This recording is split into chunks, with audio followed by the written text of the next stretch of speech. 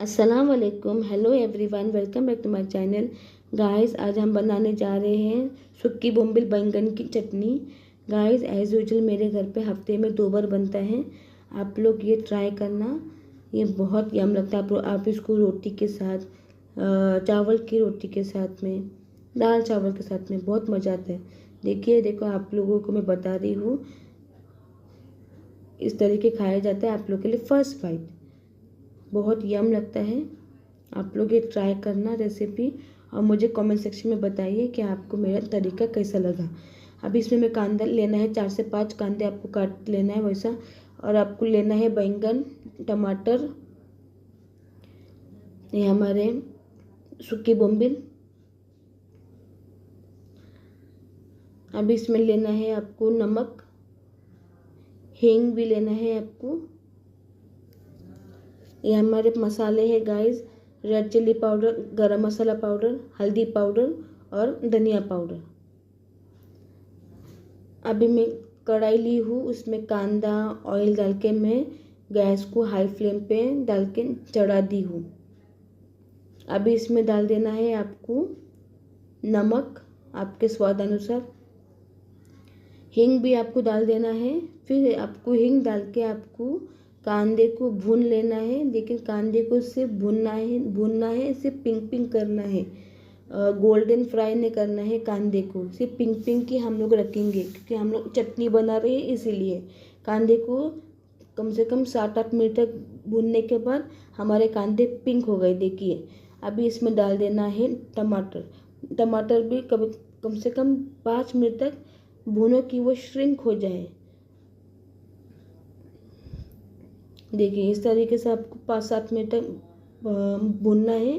तो हमारे कांदे श्रिंक होने के बाद आपको डाल देना है सुक्की बोम्बिल। देखिए, सुक्की बोम्बिल डाल दीजिए। अभी इसको भी थोड़ा हल्का हल्का भूनते रहो, एक 3-4 मिनट तक, कि वो उसका फ्लेवर उस कांदे टमाटर में पूरा आ जाए। अभी डाल दीजिए हमारे बैंगन को भी इस तरीके से पीसेस में काटिए। अभी जब बैंगन डालने के बाद आप लोगों को पानी आधा ग्लास डालना है, या तो 1 ग्लास भी, मैंने आधा ग्लास डाली हूँ।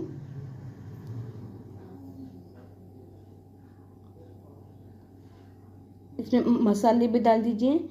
रेड चिल्ली पाउडर मैंने 2 चम्मच डाली हूँ, और ये हल्दी पाउडर है, ये हमारे धनिया पाउडर है, और ये हमारे गरम मसाला पाउडर है। अभी इसको अच्छी तरीके से मिक्स कीजिए।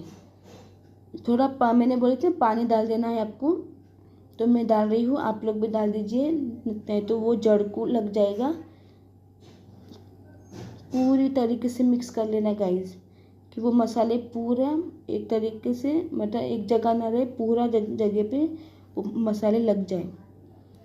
अभी इसको आपको पकने के लिए छोड़ना है 7-8 मिनट तक, और 7-8 मिनट के बीच में आप लोगों को देखते रहना है, ऐसे खाली नहीं छोड़ना है। देखिए, मैंने बीच में देखते रही हूँ। देखिए, इस तरीके से थोड़ा पका है, अभी तक कच्चा ही है हमारा बैंगन। अच्छी तरीके से पका लो, भूनते भी रहो, पकाते भी रहो। गैस को हाई फ्लेम पे रखना है। देखिए, हमारा ऑलमोस्ट बैंगन भी श्रिंक हो गया। देखो, इस तरीके से आपको बनाना है सुक्की बोम्बिल बैंगन की चटनी। एकदम मावा जैसा बनता है, एकदम सॉफ्ट श्रिंक जैसा बन गया। देखिए, कैसा लगा प्लीज़ मुझे कमेंट सेक्शन में बताइए। हर स्पेशल वीडियो आप लोगों के लिए स्पेशल ही है मेरी तरफ से, और आप लोग देख लेना। Bye, take care, have a nice day.